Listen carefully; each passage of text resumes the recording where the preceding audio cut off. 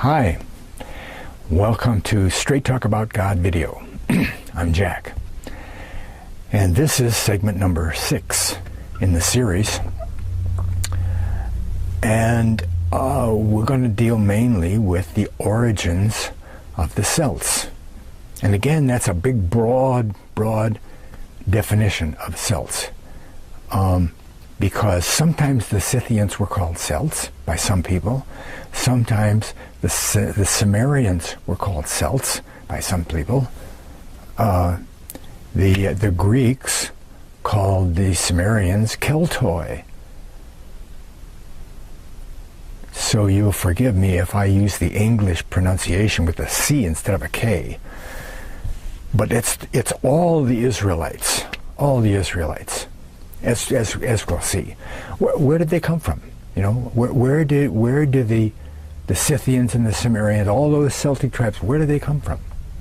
Okay, I mean, we know we've done 5 segments already and talked about this as we went, but now we're going to lock down a bunch of details. Okay, so we got the last time it was the history of the kingdom of Israel, and we took that up to the official fall of the kingdom in 721 when Samaria, the capital, was conquered finally.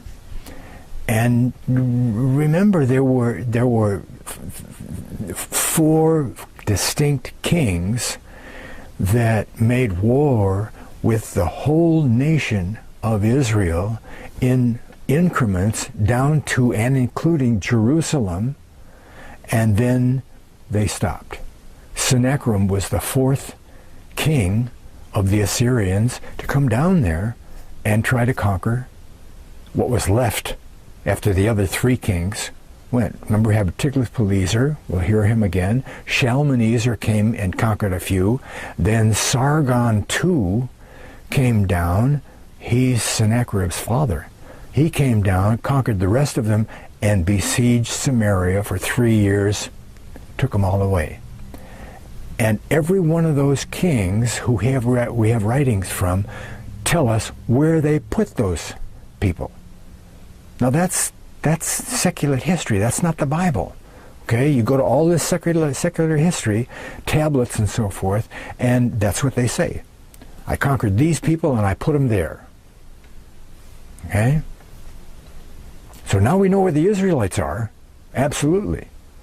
And let's see how they turn into the Sumerians and the Celts and the Saka and the Iskuza and the Jamir and the Gimera and the Jimera and the Komroi and all those other names, right? That we have in the history books. We know that in the history books that's what happened, see? And those histories start with those names, the Qumri and so forth. You know, you go to secular history and you look up the Assyrians, and they conquered the Gamera or the Jimera or the Gemira or however you want to pronounce that, and the Iskuza, and they were in a certain place and they did a certain thing, and it's right there. Okay. It also, getting beyond here. Okay, and then we looked at Hosea and his marriage to a whore, right? Again, the first chapter of Hosea covers over 2,500 years of time. There's an immediate prophecy coming to the house of Israel just before, some few decades before their actual fall, that this is going to happen to them. You're going to be taken away, be scattered out through other nations. You won't have God's mercy. You won't even, after a while, know who you are. You won't remember that you're connected to God, that you're Israelites or anything, but you'll wind up in a place where there'll be a multitude of descendants, okay? And in that place, all the people around you will call you the sons of the living God. The God of the Bible. Sons of the living God. Well, that didn't happen, until way later on, okay, after a bunch of them finally wound up in Northwest Europe. Took them 700 years to get there, right? wave after wave, the early ones. But that's what happened, and we saw that in Hosea because Hosea was the type of God. His wife was the type of Israel. God even says because Israel went whoring after other gods. The house of Israel, they went to pagan worship right away. Jezreel, the first kid, boy, means scattered. Scattered, like when you scatter seeds. The house will fall, it won't be a nation anymore, and the people will be scattered to all directions. And they were, they went north, they went south, they went west. Just a few of them went south, but most of them went north and west, and a few of them went east, winding up all the way to Japan, some of them. So that was Hosea. And again, we showed that the Jews aren't involved in this, because in Hosea, a couple of different times, he says, the house of Israel, but the house of Judah, I, making a definite distinction. So we don't get confused and try to lay these prophecies of no mercy and called the sons of living God and all that on the Jews, because they don't fit. Okay? You could squeeze them around a little bit here and torture them somewhat and make them fit. But then what would you do with the rest of the house of Israel prophecies? Because most all of them won't fit the Jews. Okay? So it's not the Jews. Separate, and we trace the Israelites north through 3 different sources, and we'll get into detail more with other sources here. We had the Assyrian tablets, there was the Behistun rock, and there's tablets in the tombs, writings from Darius and a couple other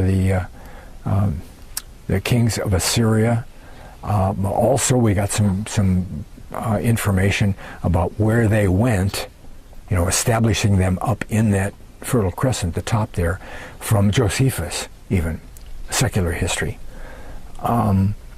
So now we're at a very crucial point in history, okay? And we're at the point where the sons of Isaac, a lot of them called themselves the sons of Isaac, the house of Isaac. You remember the Sake.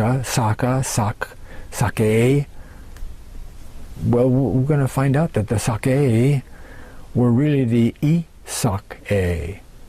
But the E got dropped. So it wasn't Isaac, it was Sak. The people of Sak. Sak-a. Okay. And they become lost. And for no other reason than the name change, right? Okay, so we're going to start out,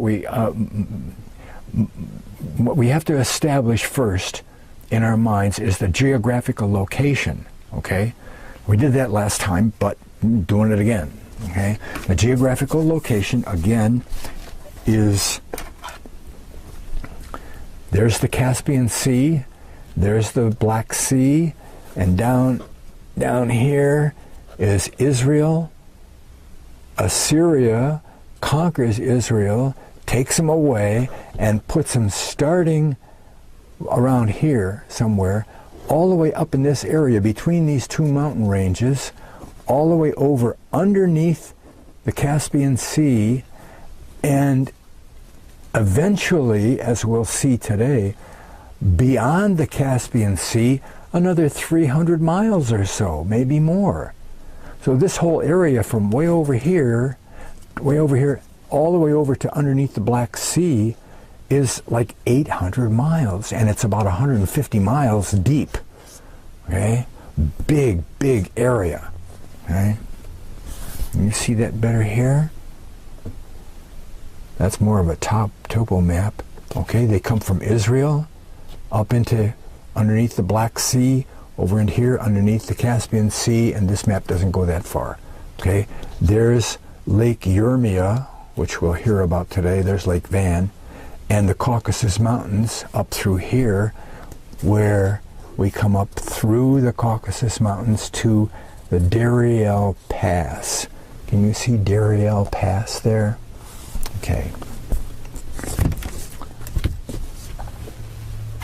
Okay, again, we have E. Raymond Capt and his book called The Missing Links, discovered in Assyrian tablets.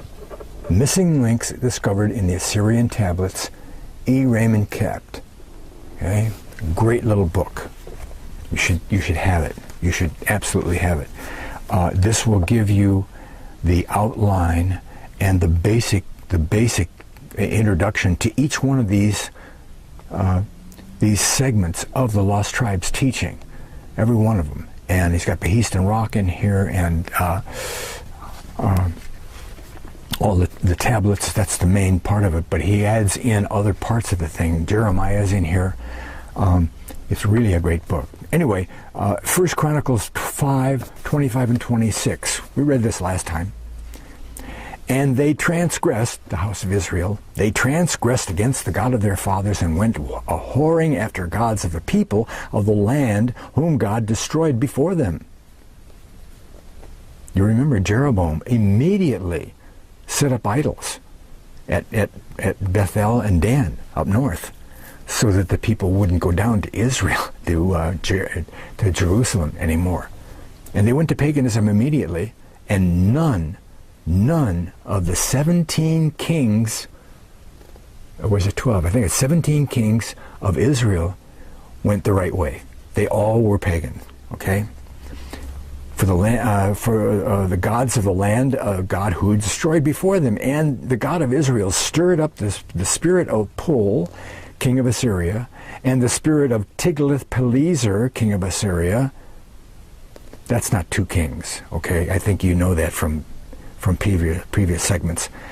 God always wants to make sure that we know who we're talking about here, and that he means what he says, and so he repeats himself all the time.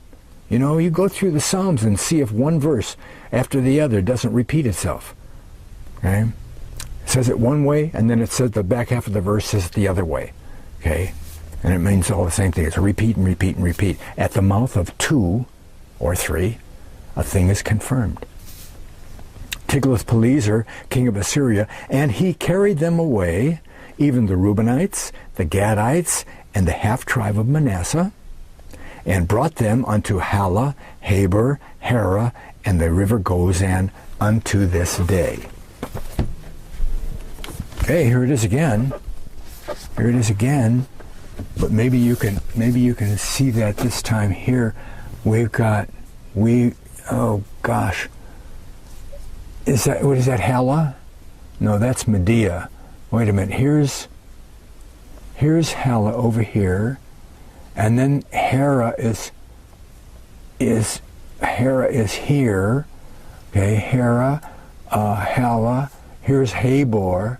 See, it's underneath the Caspian Sea and backed up by a mountain range. So they're between the mountain range and the shore of the Caspian Sea, those three. And the river Gozan is right here, right there, off the Caspian Sea. Okay, that's where 1 Chronicles, the history of Israel by the Jews. Okay, Chronicles is from the tribe of Judah. Their history of Israel, the whole tribes, all 12, written by the southern kingdom, Judah. Kings is written by history. Is written by Israel, the king of all. I mean, the history of all Israel. So the Jews later on, after they were conquered, and they wrote down the history, and they said, this is what Assyria did. He came and took them away, all these guys, and they put them up there. Boom. And that's the end of it. That's all the Bible, all the information we can get out of the Bible. So, they must be lost. They must be lost. I watched a clip on YouTube last night, and it was about the Lem. I think that's pronounced right.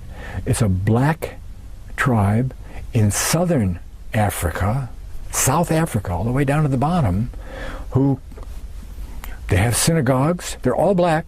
Have synagogues. They all wear yarmulkes and prayer shawls, and they do all the feasts and all that. They claim to be Israelites. Now, the only way I can reconcile that is out of the Queen of Sheba.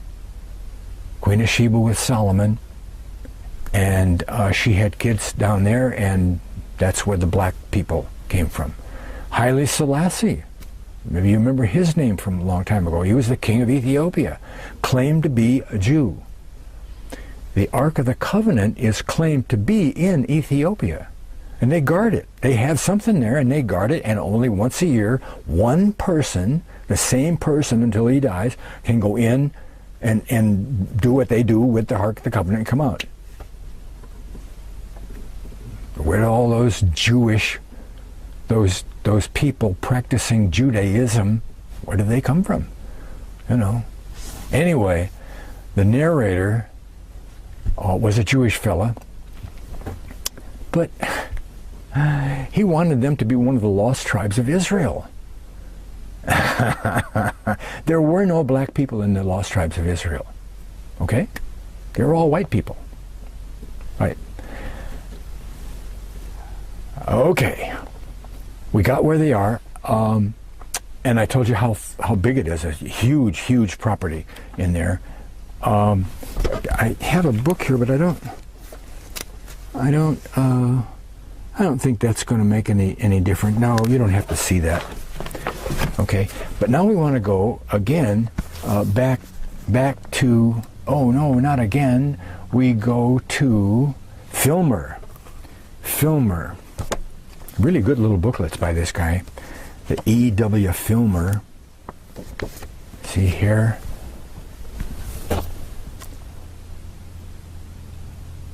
Lost tribes found in Assyrian archives. W.E. Filmer. Well, missing links found in the Assyrian tablets. You know, it's the same information, although Filmer has some details that Cap doesn't. Cap has a lot of stuff that Filmer doesn't. So there'd be a little bit of repetition in here. But the first one is page 1. Now, Israel, let's see, in addition to the places in Assyria to which the first captives were taken, others were also taken into Media. Okay, now one thing we're going to find out is that the first wave, Tiglath-Pileser, he put a bunch of people up there, you know, northern Media, right underneath the Caspian Sea, and a little bit to the east. To the west of Black. I'm getting confused because I'm pointing for you. It's over on the west. It goes under the Caspian Sea and a little bit to the west. Only for you, it's a little bit this way, isn't it? To the west. West is over there. Okay. But that was only the first wave. Probably a small, maybe 1/4 of all the people that were ever taken up there. Later on, there will be the Massagetae, a larger group that were conquered and brought up there into the same area. Okay, and so they named them different people. Okay? Massagetae means, as we'll see, the greater horde of the Saka. These were Saka, and then the Massagetae, the big horde of Sakas, showed up. Okay. Now, Israel had long been known to the Assyrians as Beth Cumri. Remember that? House of Cumri, meaning the people of Umri, O-M-R-I, that sixth king, remember him? Tiglath-Pileser, in his annals, and we dated those annals at 745 BC, right? He was the first guy to come down. He conquered Manasseh 745 BC. That was a point that we stressed. Okay, Tiglath-Pileser in his annals he says the towns of Gilead, Abel, Beth Maacah on the frontier of Beth Cumri, and the widespread district of Hazael, unto its whole extent, I turned into the territory of Assyria. End quote. See, Syria here is named after Hazael, the former king, just like the land of Omri. This was the land of Hazael. Syria. Assyria came, conquered Syria, the land of Hazael, okay, took them away after the king who founded, and as Israel is called Beth Comri, after the king who founded Samaria, Omri. Okay, what is that? 1, 2, 3, 4. Sargon the Second. Remember, he's the third one in line. Sargon the Second. On a 9-sided prism to be seen at the British Museum, he calls this, quote, the land of the house of Omri. Omri. Right?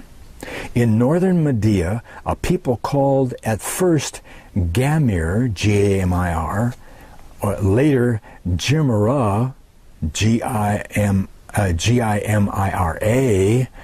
and Jamirra, G-I-M-I-R-R-A, it's all the same people, right, received their first mention in the Assyrian archives. Okay? Historians are agreed, however, that the Jimira, is the Assyrian equivalent of the Greek Kimerioi. Remember them from previous segments? Kimerioi, called Cimmerians in English. The Cimmerians are the Kimerioi.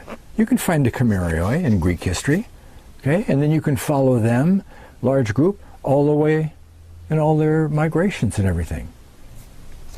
Qumri, Kimerioi, Gammer, Gimmer, Jimmer, Kimerioi, Cimmerian. Okay? The first Assyrian documents to mention the Jimera indicate, however, that some of them were actually living in northern Iran near Lake Urmia, okay, as early as 707 BC, only 14 years after the fall of Samaria. Well, sure, I mean, Tiglath-Pileser came and put people up in that same area in what, 742? He conquered them in 745, put it in his annals, and what, right around that time, 745, it didn't take him that long to get up there, a few hundred miles, okay, a day or two, a year maybe, not even a year, okay, 744 they were up there. Well, gosh, that's decades later, 707, okay, they were there a long time. Assyrian spies, we're going to get into these guys really heavy next time.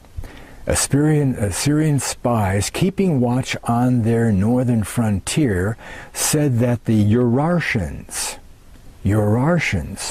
were defeated by the Jimera, south of Lake Urmia. Okay. Oh, maybe I can find this. Maybe I can't. Here it is. Here. Here's. Oh, they aren't on here. Oh, that's too bad. That's too bad. Well, I thought I had a map there that had those guys on there. Anyway, I could show you where it was. Anyway, okay, so you got the Black Sea here, and again, well, here Lake Urmia. Here's Urmia over here. They were put down in northern Iran, and wait a minute, is that Sargos, Armenia? No, it's not. It's on a different map. We'll get to that. Lake Urmia. Okay, the Urartians lived up here, the very top, just under the Caucasus Mountains. The Urartians. The Mani lived over way east from there. So what he's saying in there in his inscription is that he conquered these people, or the spies were watching on the border to see what the Urartians and the Gemmer were doing, because they were fighting. And what's he say? What didn't he say they beat him? Yeah, the Urartians were defeated by the Gamir south of Lake Urmia. And we don't do, we give 4, 5, 6. The archaeological evidence clearly shows that no Scythians appeared in South Russia. Where is South Russia? Right on top of the Caucasus Mountains, right? Until 600 BC. There weren't any Scythians up there until 600 BC. Whereas the Sumerians were known from various historical sources to have been in Asia Minor under the Black Sea throughout the 7th century. Again, you go up through the Caucasus Mountains and the Darial Pass and into Scythia. And this is Russia today. The steppes of Russia are this area right above the the Caucasus Mountains. And nobody can find any trace of the Scythians before. Why did they call it Scythia? Again, they don't call them Scythians because they were in Scythia. They called the land Scythia because that's who was there, the Scythians. Nomads. They were nomadic people. They lived in skooths. Skooths. Skooth is the Hebrew word for booth.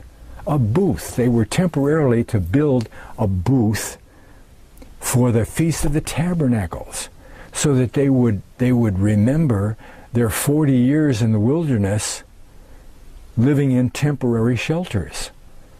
It's a wonderful festival to end the year festival, the festival years, and it's a joyous thing. And they get a bunch of branches out of the palm trees or wherever, put them up on the roof, and they live outside for the week, or the 8 days it is.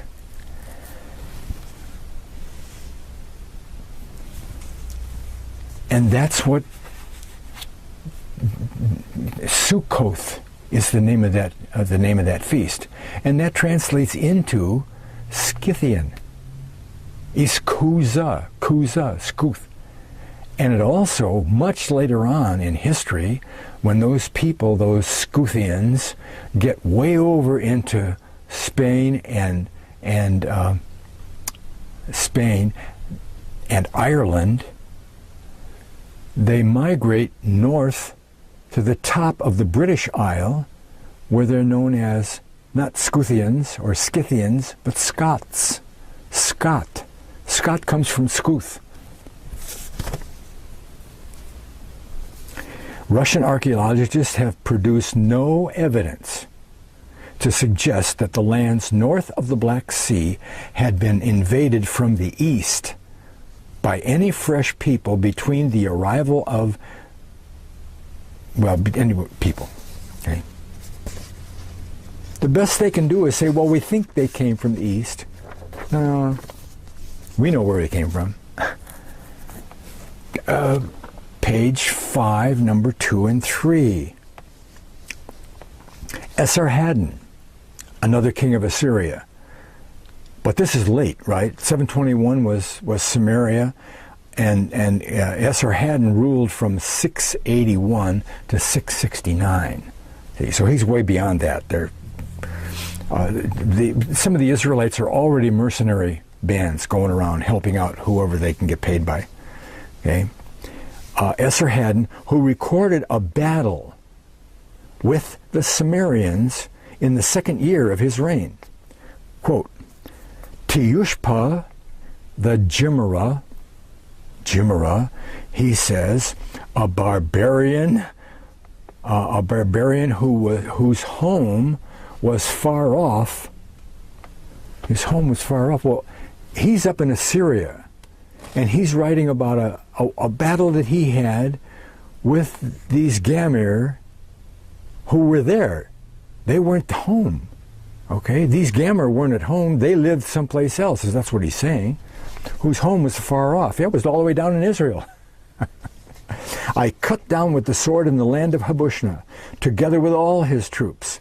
Habushna was the region in Central Asia Minor, just in case you wanted to pin that down, north and west of the Euphrates Gorge. Euphrates Gorge is that Dariel Pass. Look it up on Google Earth. Do a search on Dariel Pass. You get a lot of pictures and stuff. It's really, there's a river that runs through there. See, okay. One of the rest of on the rest of them who were not guilty of rebellion. They were guilty of rebellion, the Gamir, right? Okay, and insubordination. I imposed the heavy yoke of my sovereignty.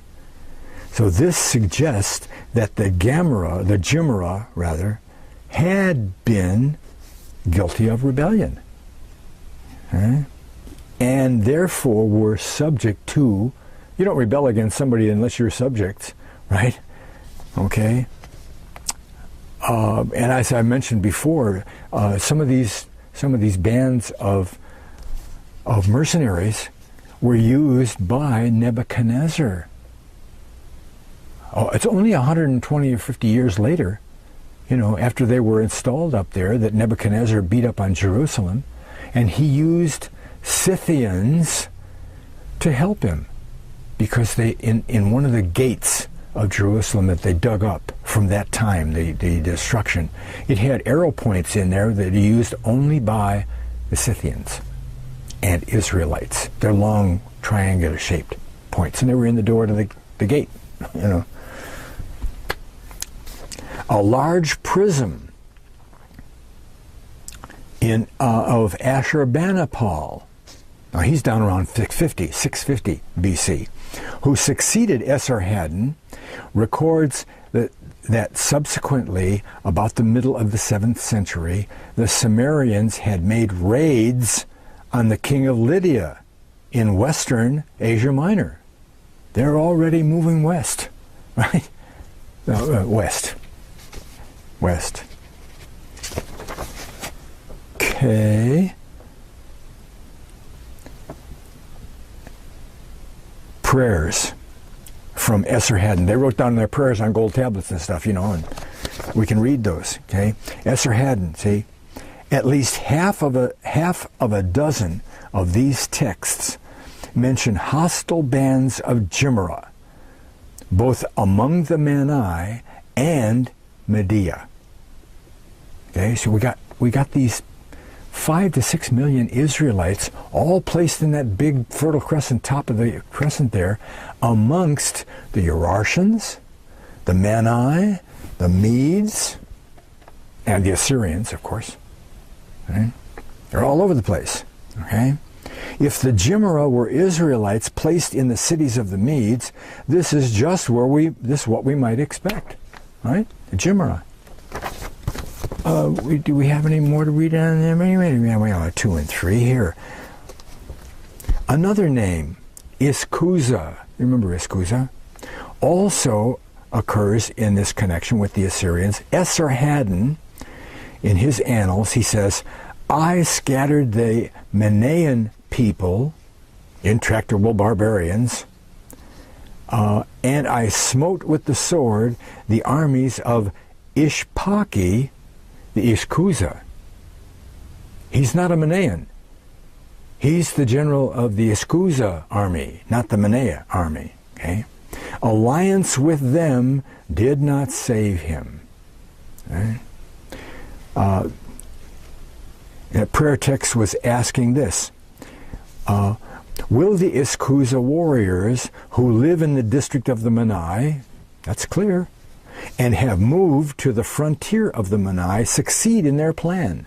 Will they march out from the pass of Habushkia and reach the towns of Harenia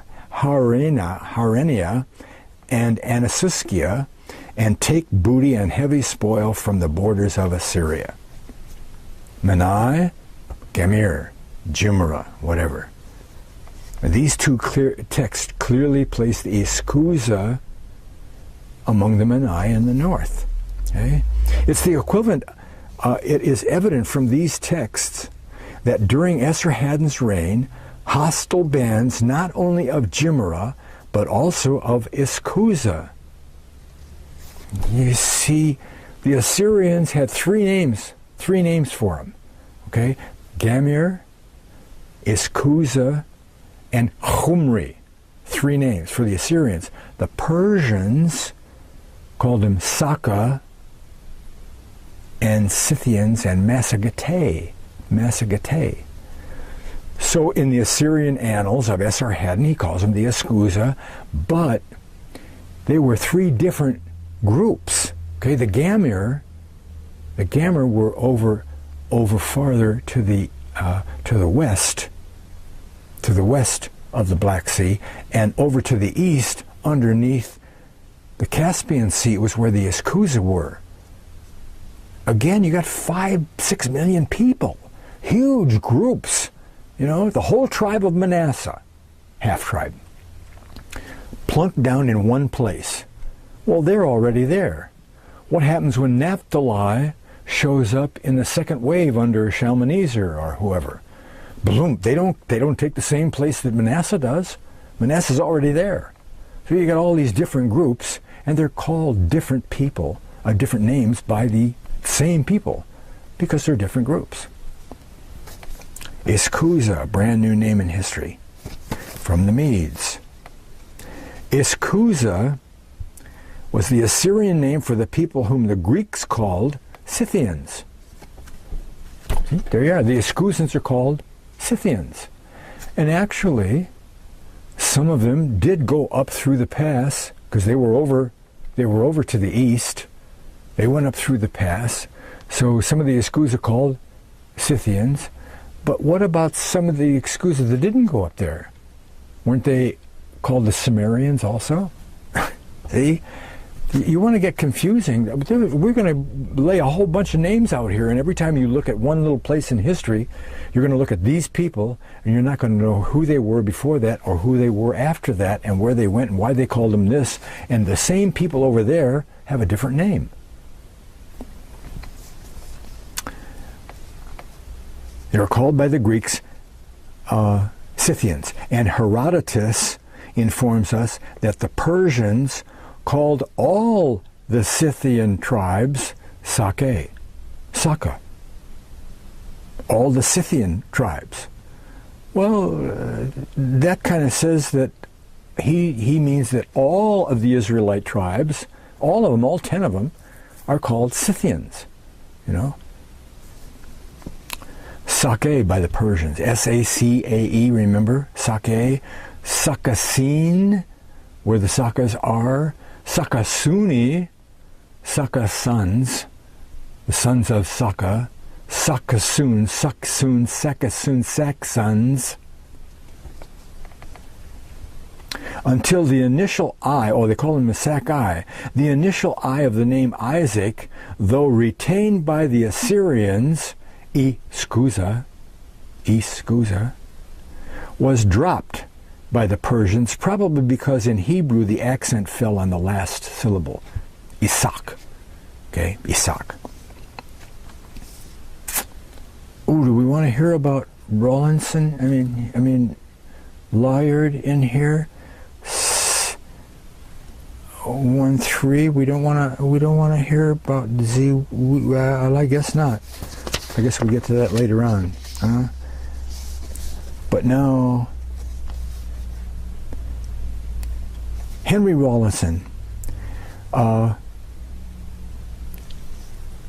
he's the one that went over to Behistun Rock, okay? The first is, there's a famous rock inscription of Behistun in the land of Hamadan, Ecbatana. Ecbatana is the old capital of Persia, and it's like west of Babylon and up a little bit north. Okay, it was Behiston Rock that provided Sir Henry Rawlinson, 1940, the key to translation of Assyrian cuneiform writing. So up until 1840, they couldn't figure it out. They hadn't translated it yet. But he went up there and translated, took it all down, and then translated it. Behiston Rock. The text in 3 languages, Persian, Susian, that's Elamite, and Babylonian, which would be the same thing as the Assyrian. Assyrian and Babylonian are the same language. Okay? Includes a list of the peoples over whom Darius ruled. Darius the Great. It's either 515 or 523 BC is Behiston Rock, or when it happened, when he did. I think it was 515. We'll get to that. Darius ruled among these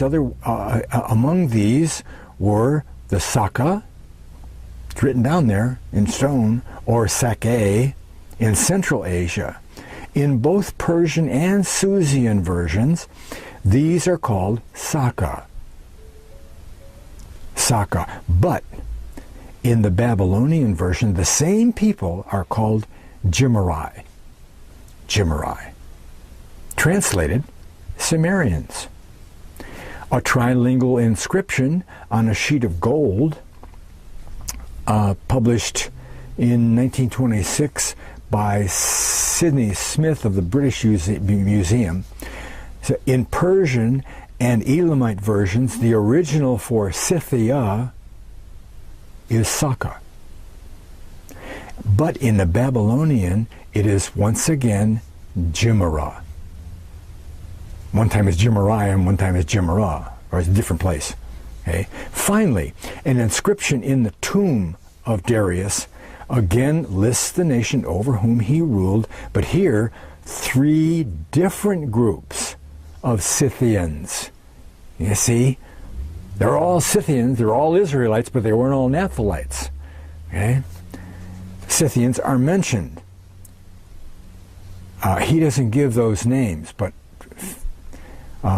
Kept does. We'll get to those 3 different names. Each time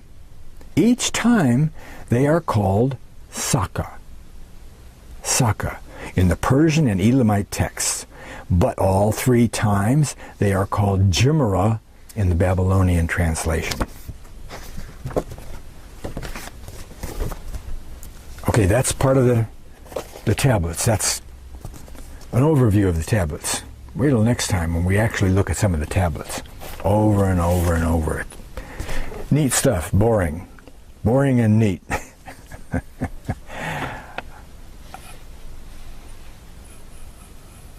Okay, well let's follow and see what happens to the Scythians, right? This is a second little booklet I have here from Filmer.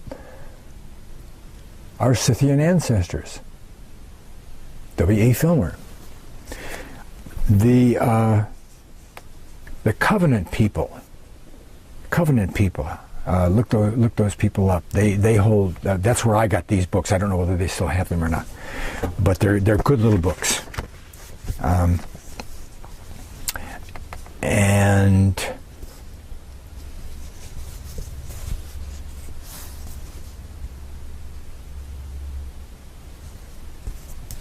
oh, that was the other book. Okay, 4.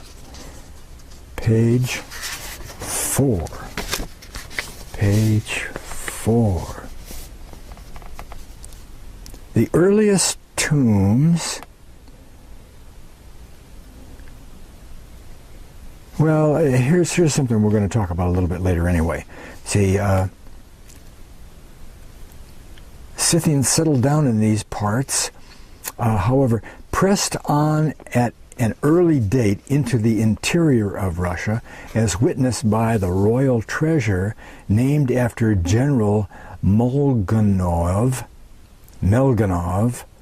which he found in 1763, buried in the Litoy barrow, Litoy barrow. This tomb dates from the first half of the 6th century and is almost, that's up in the steppes of Russia, okay, right where the Israelites went through. First half of the 6th century, almost contemporary with the earliest tombs north of the Caucasus Mountains. Not long before the end of the century, upon other groups of Scythians had gotten as far west as the Carpathians. We're going to talk about those tombs a little bit later. The earliest tombs in Russia, such as at Kellermaze on the northern slopes of the Caucasus, okay? I mean, they went up there and they established their stuff, right? That was the first place they arrived in before they spread out to the rest of Scythia. So maybe the capital wagon, you'll get that in a while. The capital wagon was in the southern areas of Scythia, above the Caucasus Mountains. See, and so after some generations go by, some of the big mucky mucks, the high chieftains, are buried in that area. So the tombs are right there. Okay, that's okay. And the Litoy barrow containing weapons and other artifacts decorated with gold. That show. How do nomads gold plate things? Well, I don't know, but they did.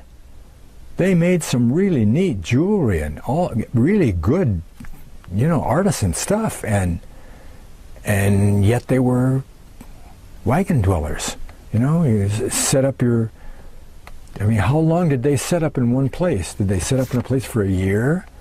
And the blacksmith had his wagon full of tools and things, and he set up his. I don't know. Weapons, other articles decorated with gold, but show a close connection not only to the earliest Scythian designs, because they knew them, these are Scythian art things, but they also found at Zwiyi, Ziwiye, Zwiyi,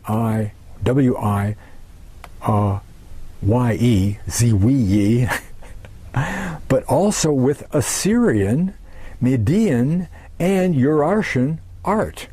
Well, of course, when you live in a place, you see, if they didn't go up above the Caucasus Mountains until around 600 BC, well, what did they do for 120 years after 721 and 745 even? They were up there for more than 100 years, weren't they?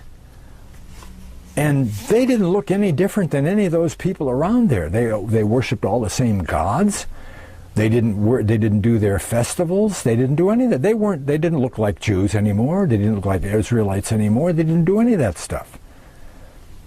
I mean, mostly they didn't look like Israelites when they were in Israel because they were pagan worshippers. So these millions of people, they, by osmosis, got some of the art designs from the people around them. And that makes a connection below. It takes them from Scythia above the Caucasus Mountains down below the Caucasus Mountains. Okay? The director of the Hermitage Museum in Leningrad says, all this goes to show what? Scythian art, styles typical, I don't know what he did. Anyway, his name is Molganov Treasure. That's the guy who discovered that treasure. All this goes to show that the Scythians of South Russia must have come from south of the Caucasus and not across the Volga from Central Asia, as historians used to think. And a lot of them still do. Okay? 423 3, 4. Herodotus again. Okay, customs and beliefs. Herodotus says that the Scythians, and that could be a whole bunch of different people, the Scythians, quote, never use pigs for sacrifice. Oh, well, they were sacrificing. Yeah, but pagans always sacrificed too. They weren't sacrificing to God. They were sacrificing to Moloch and all those other gods. Scythians never use pigs for sacrifice and will not even breed them anywhere in the country.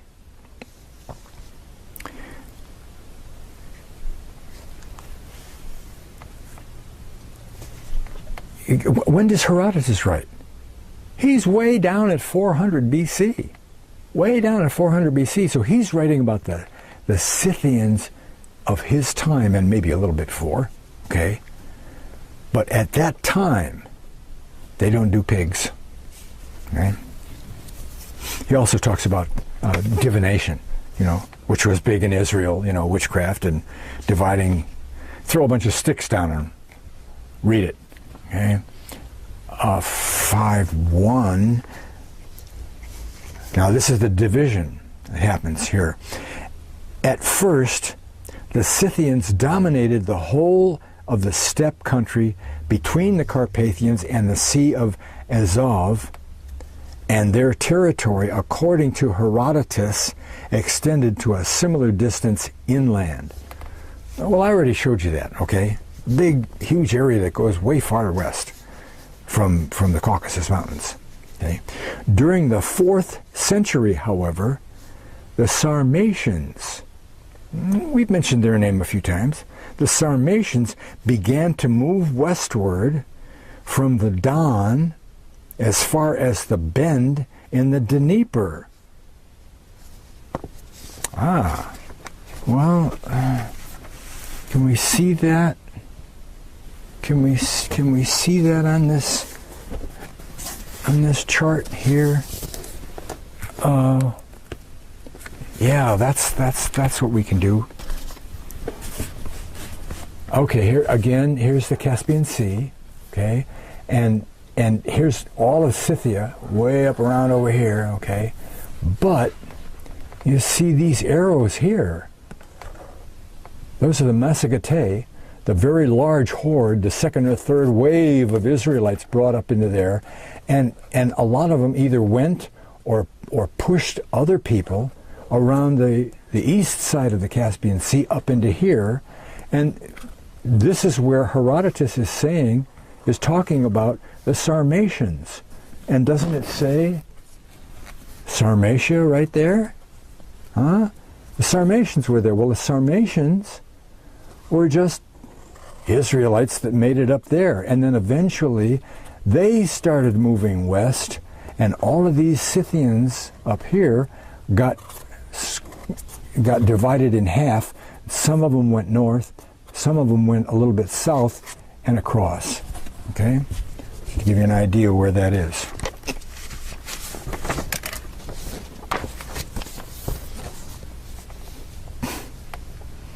It's often, however, overlooked that a considerable number of royal Scythian graves dating from the 4th century and later have been found south of Kiev and the Pripet marshes in an area extending from the Dnieper as far west as the upper reaches of the Dniester.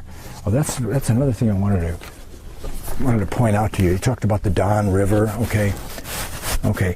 The Sarmatians are up in here. Sarmatians are up in here, and the Carpathians are over here. That's where the Scythians are. Where's the... Yeah. The Scythians are all over in here, and the Sarmatians are up to the Don River. The Don River. But they push to the bend in the Dnieper River, okay? It comes up and it goes here. But there's another river here called the Dnapris River. Well, isn't that interesting? They have DN, Ypres, and DN, Napris. Dnapris, where the DN and the Dan aspirin here, or Don River. Well, what's going on there? Way down in Egypt, during the 400 years that they were there, the tribe of Dan, which we'll get to in extreme detail, it's wonderful stuff. The tribe of Dan, along with their cousins, the Phoenicians, made it around the whole world, right? And they scouted out all of the rivers and towns and places to go, all the way over to England.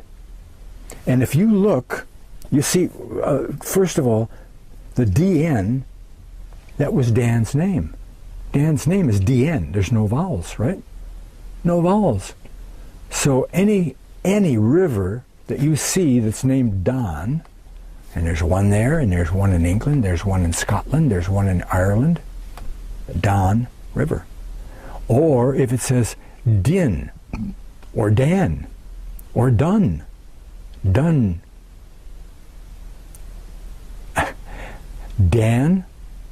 Dan's place is Denmark, Sweden, Danube River.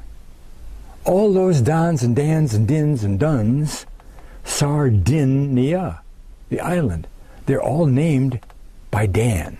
Everywhere he went, he put his name down there. Okay? That's what I wanted to show you. But they moved over into here, a couple, 300-400 miles, and pushed those Scythians up north and down south, which caused more confusion, because now in Scythia, the land of Scythia, we've got these Sarmatians. Well, we got Scythians, now we got Sarmatians. How am I going to keep those straight? One of the first to appreciate the significance of this fact was M.I. Rostovtsev, who wrote, "We cannot but recognize that the 4th and 3rd centuries the Scythians endeavored to install themselves as a ruling class in the northern regions of their empire, to transform their suzerainty into real domination, and to extend that domination as far as possible to the north.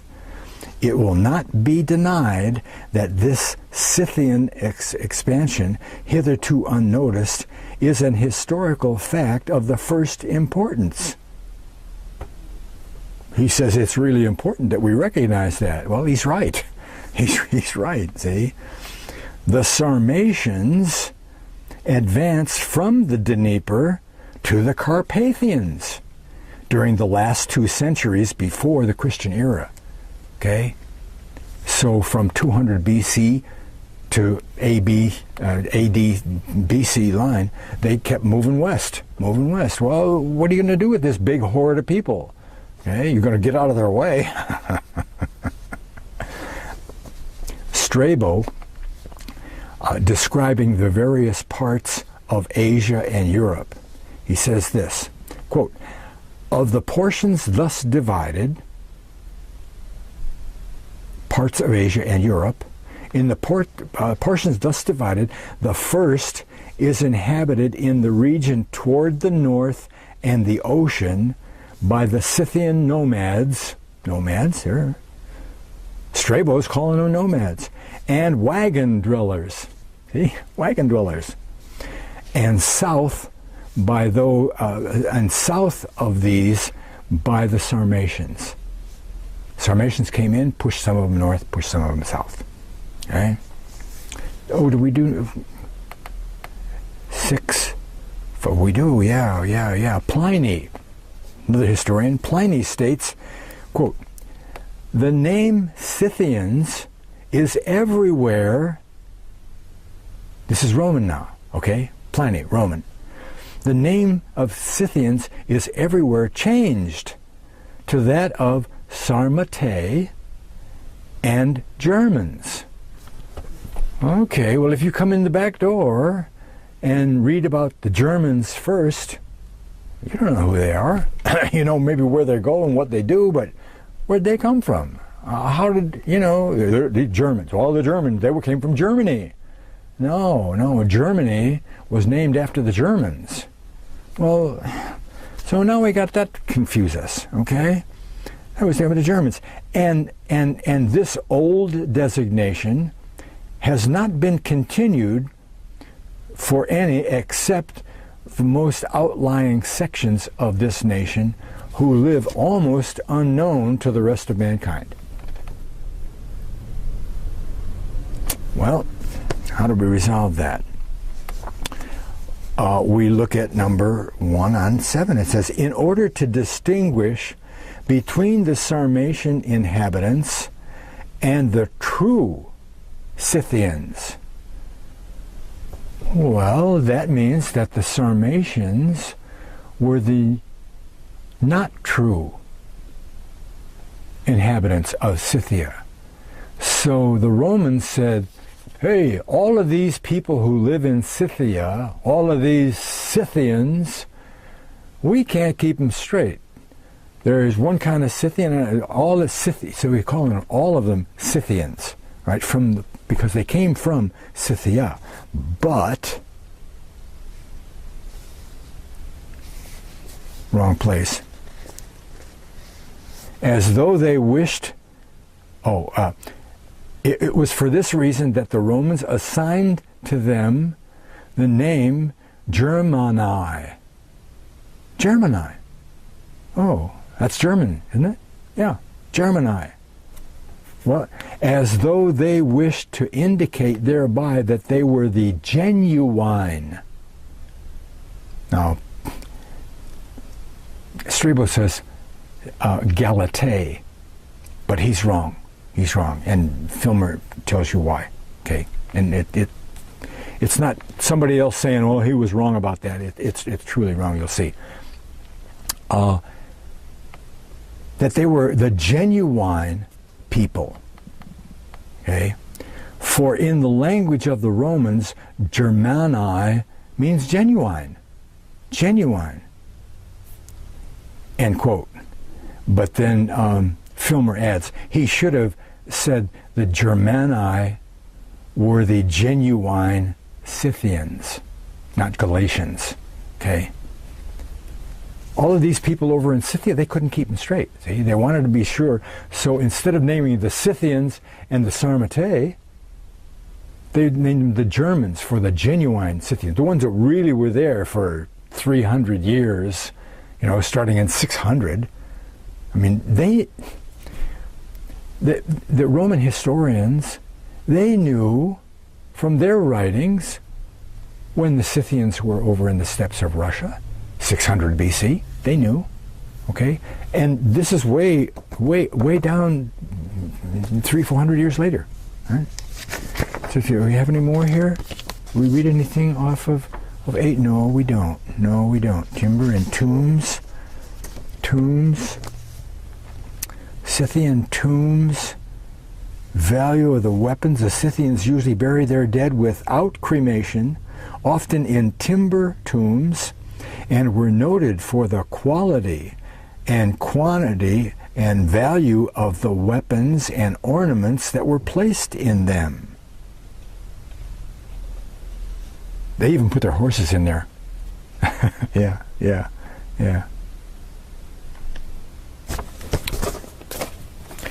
Okay, let's go back to links. And let's see, page 131 here, back to links. Sakasine. Oh, yeah, that's what I wanted to show you. Yeah, okay. This is good. Just a little bit by way of review. Okay, Caspian Sea, and Israel's way down here. Okay, they put them down up in here, and there's a range of mountains under here. They put them down in here next to the sea, and then a bunch more came and pushed and got settled and pushed way up over here. Okay, and they became. What does it say? See, here's the Massagetae. on the east side. And here's another place we're going to look at, Bactria. And you see how far away that is? That's 300 miles. You got 500 miles over this way and another 300 over that way. They were everywhere, those Israelites, right?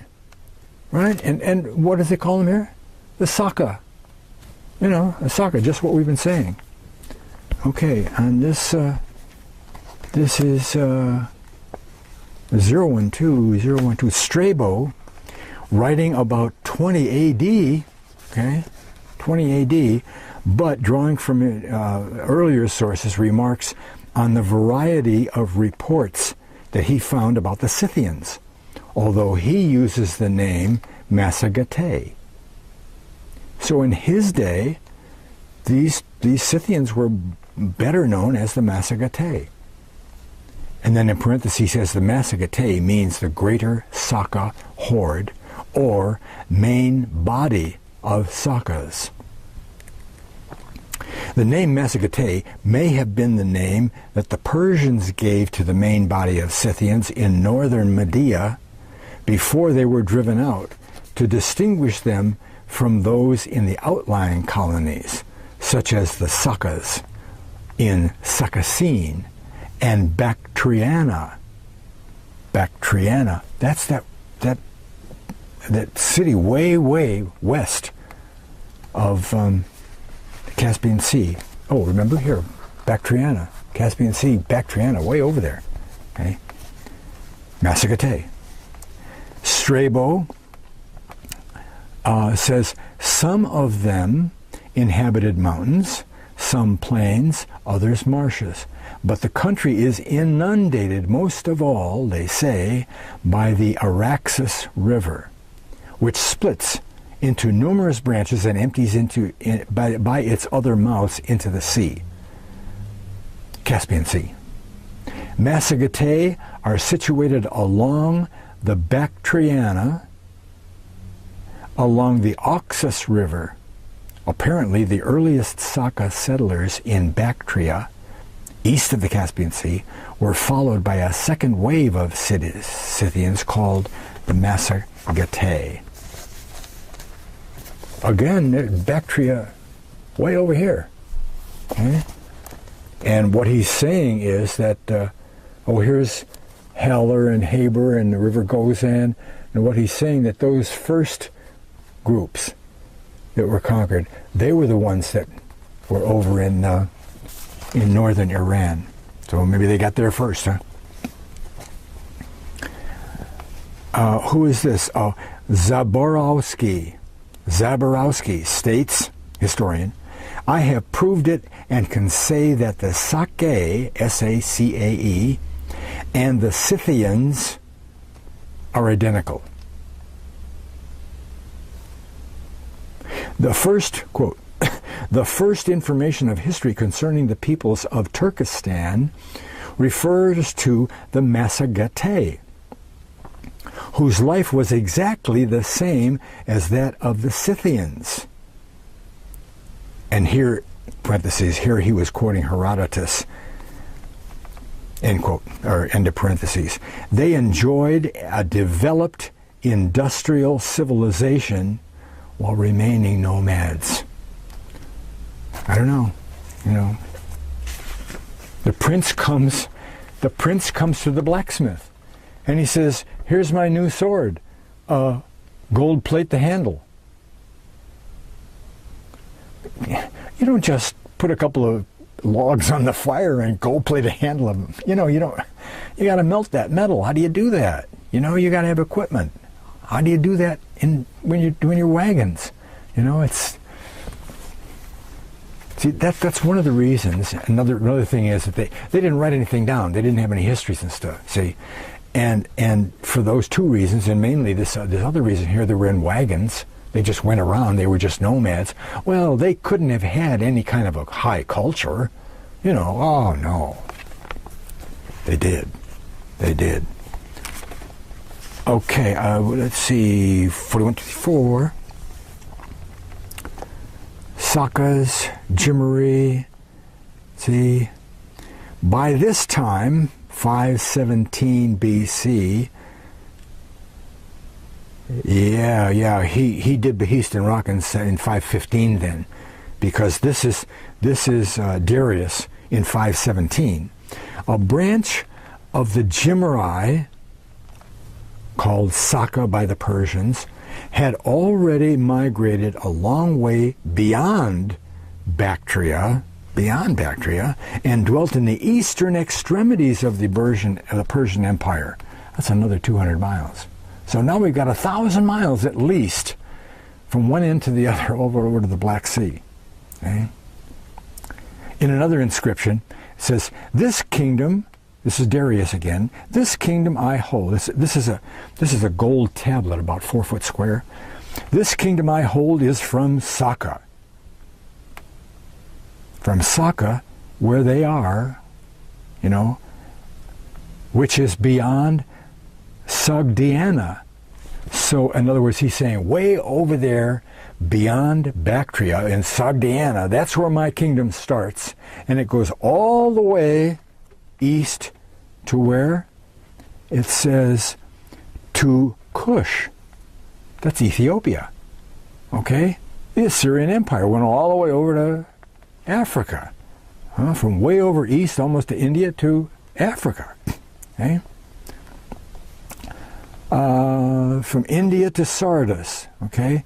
So this provides added evidence that by 500 BC, some of the Sakas were far to the east, near the upper Jakartas Basin. 500 to 600 miles east of the Caspian Sea. Another trilingual inscription found in the tomb of Darius in southwestern Persia says, Darius listed three, remember these? The three separate groups of Sakas. Scythians. Filmer says Scythians, Sakas. And now he names them Amerindian Sakas, and the Sakas with pointed hats. That's a different tribe of Sakas. Different group of Sakas, pointed caps. And the Sakas who are beyond the sea. Pretty good. But in each case, Jimri in the Babylonian text is translated Saka in the Persian. So no matter what history you got, they're the same people, they just got different names. Oh, we got the Sarmate, we got the Masagate, we got the Saka, Qumri, Iskuza, Gamir, Sarmatians, Germans, Jimri Babylonian text here. The Iskuza were called Saka by the Persians. Therefore, the logical conclusion is that the Iskuza, the Saka, and the Jimri are the same people. Then, in reviewing the royal correspondence of the Assyrian Empire, see, because he's talking about the tablets, right? 23,000 tablets dug up, got all this information out of it. Royal correspondence, it's evident that the Iskuza, the Saka, the Scythians, the Cimmerians, and the Jimri are all Israelites. Different groups of Israelites, all from the same stock. Okay, 41. All historical, this is Cimmerian migrations. Okay? All historical accounts agree that the Cimmerians were in the southern areas west of the Black Sea before the Scythians. Okay?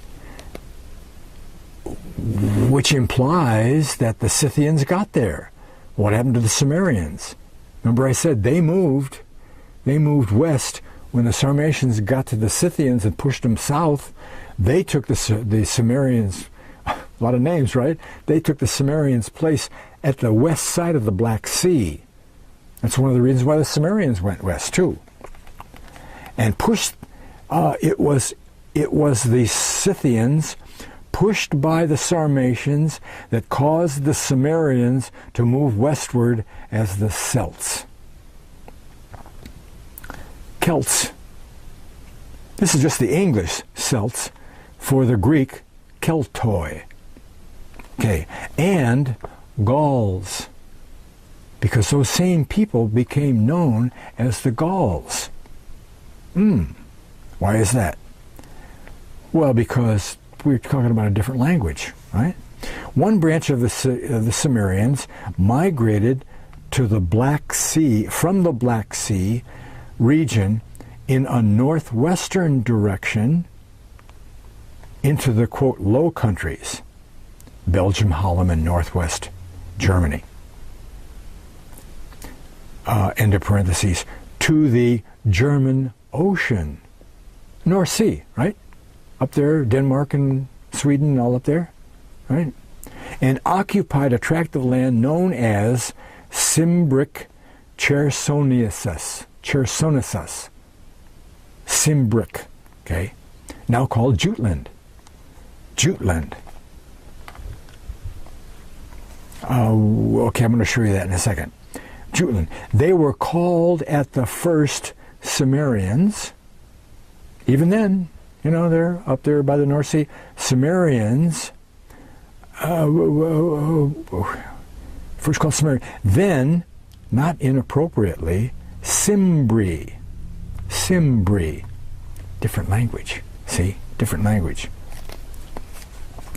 Poseidonius,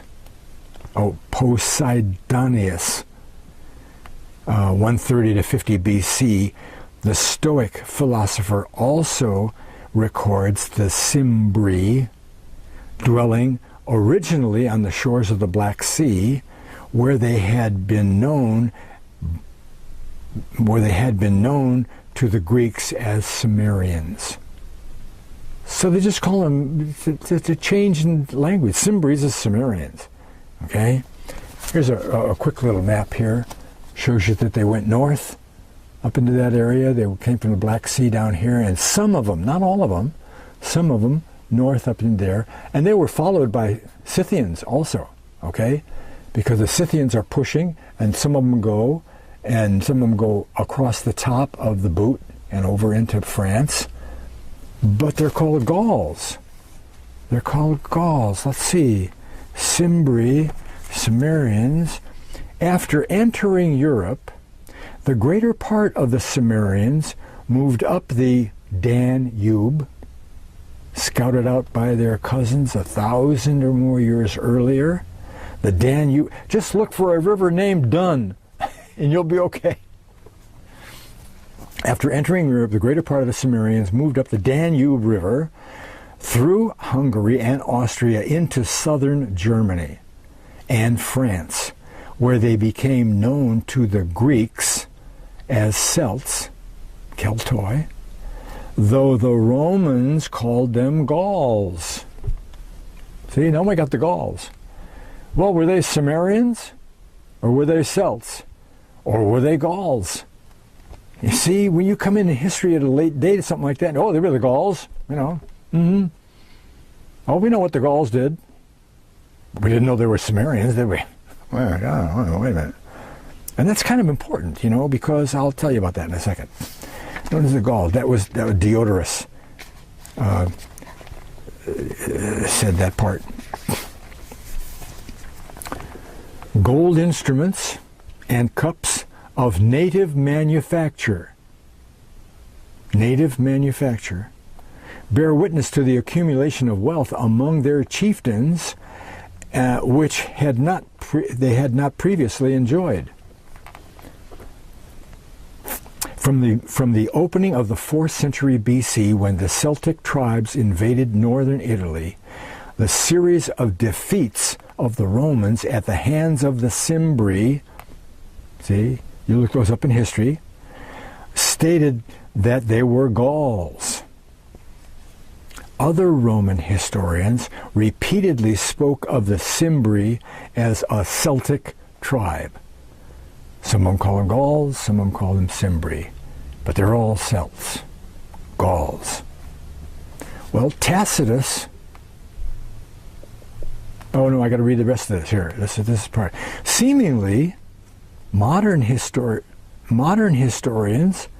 have been unable to accept the clear and consistent historical witnesses to the effect that the Cimbri in Jutland and the Celts and Gauls in France have a common ancestry in the Cimmerians, who had at once known to the Greeks on both sides of the Black Sea. Now I got to show you, because we're going to talk about that a couple of times. Where is Jutland? Jutland. Well, we got way over here. Here we got the North Sea. Okay, and yeah, here's Denmark. Okay, and that's Jutland. Okay, that's Jutland. It sticks up. You come in from the ocean, and go through that pass there, and then up atop of Jutland and over into the Black Sea. And right over here is a city, the old city called Gdansk. Gdansk. Gdansk. Later, the name got changed, and now it's let's see, it was Danzig. It's still got Dan in the name, right? Denmark, again, Sweden. Okay, so that's where they were, right up there in the North Sea. 3, Tacitus and Pliny, supported by modern archaeological research. Okay, and that's important.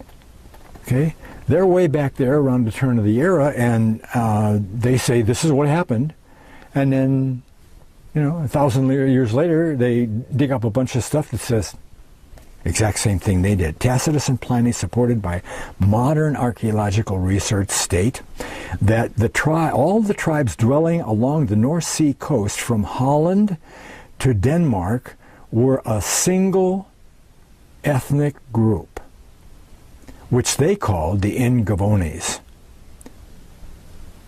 From this, we may conclude that the historical Frisians, Chauci, and Cimbri, mentioned by earlier historians, were of one stock. Again, they were all Cimmerians. One stock. Not only a Cimmerian, what else? But originally of Israelite origin.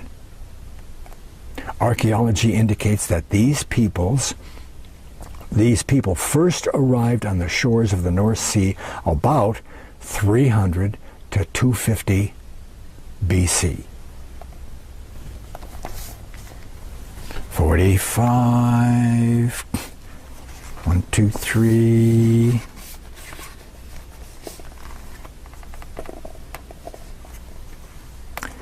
Greatly had the Celtic tribes increased in number. They crossed the Alps and Apennines and overran central and southern Italy. That's the lower people, okay? It was they who overthrew and destroyed the Etruscan power, a state exceeding that of Rome in both civilization and extent. Cimmerians start over here on their way over west. They stop off in Italy, beat up on the Etruscans, and as we'll see, found some cities. Okay? Rome continued to be harassed by the Gauls, that's what they called them, the Gauls, for almost 200 years. Milan, Brixen, and Verona were founded by the Gauls, okay? While another stream of the Celtic race poured over the great Central European plain. A little later, about 280 BC, vast hordes of Gauls from Central Europe invaded the western portion of Asia Minor. Wait, that's the other way. They came from Europe,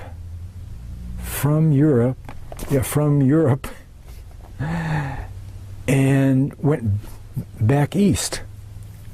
Okay? They stopped in Italy on the way, found those things, beat up on the Etruscans and everything, and bunches of them moved way into Europe and everything, and then pretty soon a big bunch of them said, we're going back. Because that's what they were doing. They were going, I don't know why they didn't like it over in France. You know, they called them the Gauls, right? And because there were enough of them, a lot of them, the place they settled over there became known as Gaul. Well, look at France's ancient name. It was Gaul. That was Gaul. Okay? So the Gauls named, just like the Scythians named Scythia, the Gauls named Gaul. But this big horde came back, and they went back to where they were. Remember, they're all Sumerians. They're all Sumerians. They came out of the Black Sea, went over into Europe, came back underneath the Black Sea, and settled down again. And well, what do they call that over there? The land of Gaul, right? The Asia of Gaul. Galatia. Galatia. Paul wrote a book to the people of Galatia. There's Galatia right there. Big letters, Galatia. You see that? You see Galatia? It's right there under the Black Sea. Huh? Galatia. Okay. Well, and some scholars, they find this intriguing little bit of history. Oh, the Gauls. And they get, wow. Well, you know, Paul must have been writing to the Galatians in France. No, he wasn't writing to France. Okay? He was writing to the people under the Black Sea. If you want to know where the lost tribes are, get out a map and follow everywhere that Paul went. He was charged by Christ personally to go to the house of Israel, to the Israelites, wherever they had settled, okay, including Spain and Britain. I told you before, he ordained the very first bishop of Britain.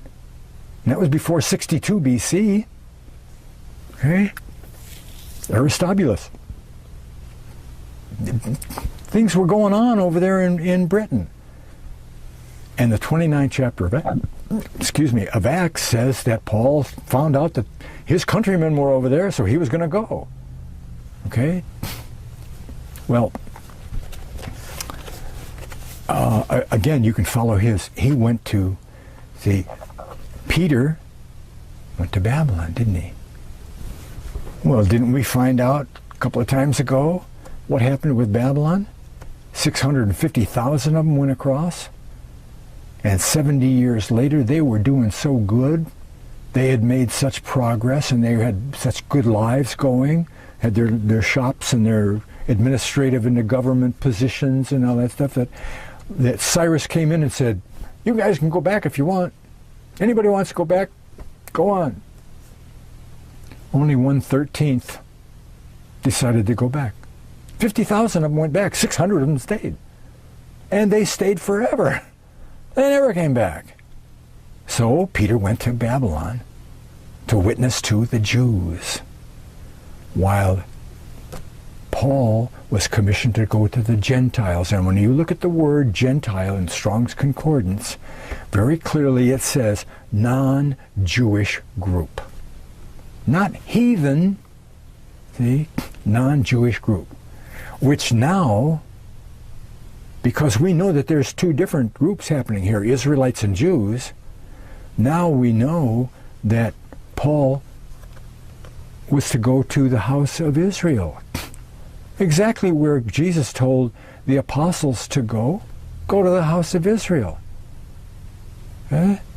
Thomas witnesses to the fact that what I said earlier about some of the tribes going east, or is it east for you?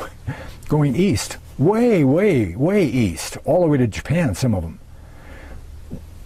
I think we'll find this out sometime later on, but over near Bombay, India, there's grave sites from Israelites on their way migrating east. You know, I mean, they started out migrating east right away and wound up 500 miles from the Caspian Sea. Why not keep going? They did. Okay. So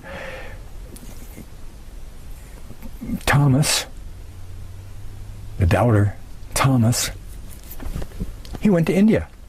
Okay? The apostles were told to go to the house of Israel. The house of Israel, not just Israel, the house of Israel. Okay. 45 to 3, Etruscan power, 300. Okay, they crossed the Alps, overran through the Etruscan power, Mixum, Rome, Verona, 280 BC, hordes of Gaul, they went back. They permanently maintained themselves in Phrygia and gave their name, Gaul, to the northern portion, which became known as Galatia. This is mentioned in Acts 16:6. Most Bible scholars fail to recognize in reading the epistle of the Galatians that it was written to a race of Celts, Sumerians. Right? Professor Rawlinson remarks, he's the guy that translated Behistun Rock. Professor Rawlinson remarks, these two great invasions into Asia Minor, talking about the Celts, Asia Minor, proceeded from the same identical race. Okay? In the first instance, called Sumerians. Okay? Israelites flowed into that place underneath the Black Sea, became known as the Sumerians. Invasion. Not invasion, influx. Okay? Called the Sumerians. In the second, when they came back from France, Gauls. Two invasions of that area. Oh, so we've got the Qumri, the Beet Qumri, Beth Qumri. We've got the Gamir, the Jimera, the Gamira, the Jimera, the Jimerai, the Iskuza, Sarmate, Saka, Scythian, Germans, Sarmatians, Gauls, and they're all the same people. They're all the same people, all the way down through the... Show the overall migration map. Well, you've seen that a bunch of times. Different areas, right? Okay, so real briefly here. Let me get oriented here. I always got to be backwards. Okay, we got the Caspian Sea, right? Caspian Sea, the Black Sea. They start out down here in Israel. They take a whole bunch of them up into this area right here underneath the Caspian Sea. Some of them go this way. They dig a whole bunch more, bring them up, put them under the Black Sea and under the Caspian Sea, pushing a bunch of them this way. A bunch of them go west, way west there.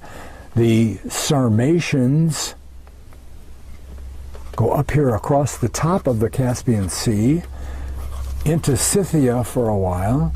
They push the Scythians to the west, pushing the Sumerians out of their place, and some of the Sumerians go north, some of the Sumerians go west.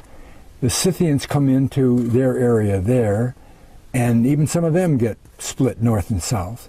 The Sumerians go over here into France and become known as the Gauls by the Romans, but on the way they beat up Gaul, the Etruscans and all that. They come back through and line up under the Black Sea again as the Gauls and call the place Galatia.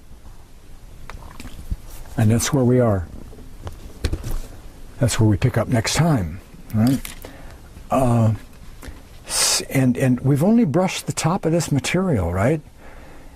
And next time, I'm going to bore you with all the border reports, right? Remember those border reports from the tablets, right? There's one of the tablets right there. See? There's another one right there. Tablets, you know. And some of them are mangled, you know, because they've been around for 2,500 years. There's another one, okay?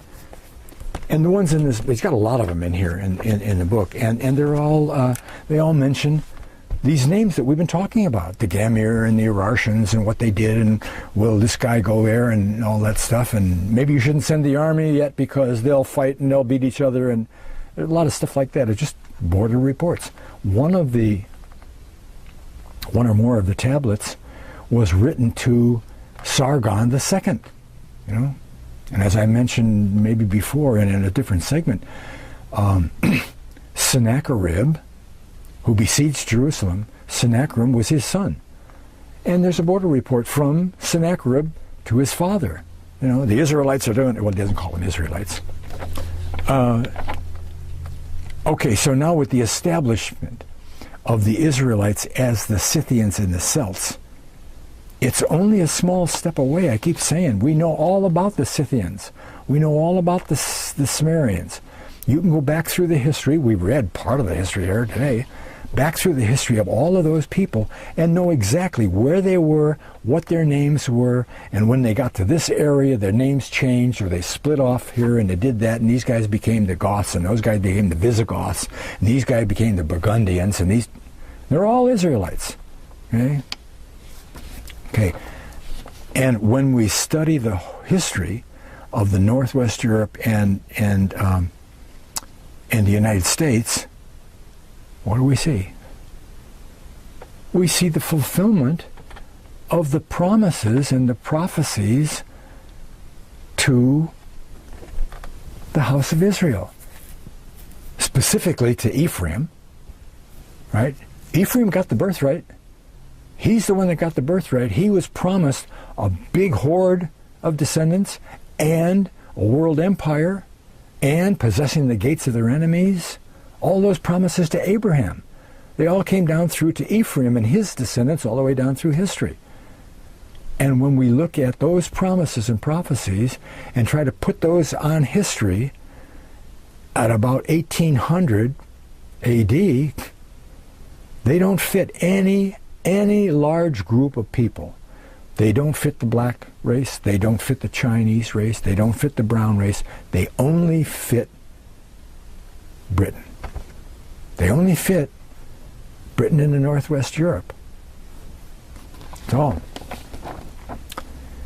So after today's evidence, it's hard to believe that the history books are really researched, you know, because I mean, I've got more than just this one. This is an okay little book, you know, 1941, you know, but it's got decent history in it, you know. But I've got 3 or 4 books that are twice the size of this, okay? And like I said, it's hard to feel that those guys actually researched anything, because you can't find any of this stuff in there. You know, they don't know who they were, where they came from, or any of that. You know? God. So there's the origin of the Celts and the Scythians, and, you know, I call them all Celts, okay? Like some of the historians call them all Scythians or call them all Celts, whatever. And again, next time, oh boy, Behistun Rock. Behistun Rock. I can show you just a teeny bit of Behistun Rock here. There's Behistun Rock, Okay? And you might want to stop the film and take a good long look at this, because this tells the whole story of Darius conquering the 10 tribes of Israel. He's got the 10 chieftains tied together by a rope, and one of them he's got his foot planted in his chest, right? The Eastern Rock. And we'll take a look at the border reports. So that's it for this time. Thanks a lot for watching. God bless.